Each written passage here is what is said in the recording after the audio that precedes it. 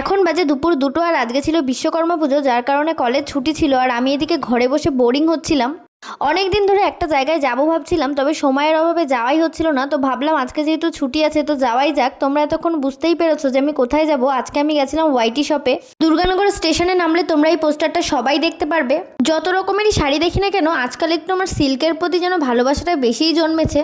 তবে আমি বেশি কিছু নিইনি এখান থেকে। তারপর আমি বেরিয়ে চলে এসেছিলাম এখানে কিছু খেতে, কারণ আমার প্রচুর খিদে পেয়ে গেছিলো। আর এদিকে দুপুরবেলা আমি না খেয়েও বেরিয়েছিলাম। সত্যি কথা বলতে যাওয়ার আগে আমি অনেক কিছু ভাবছিলাম যে ঠিকঠাক করে দেখতে পারবো কিনা, ভিড়ের মতো কিনতে পারবো কিনা, কিন্তু বিশ্বাস করো আমি গিয়ে খুবই স্যাটিসফাই ছিলাম। কারণ এত ভিড়ের মধ্যেও ওখানে যারা ছিল সবাই প্রত্যেকটা কাস্টমারকে অনেক এফোর্ট দেওয়ার চেষ্টা করেছে। আর এদিকে তো ঘরে যাওয়ার পথে আমি দেখছিলাম যে আকাশ ভর্তি ঘুড়ি। সবাই যেহেতু আজকে বিশ্বকর্মা পুজো তাই সবাই ঘুড়ি ওড়াচ্ছিল। আর আমি তো বড় হওয়ার পরে এখনো পর্যন্ত কোনোদিন ঘুড়ি ওড়ালাম না।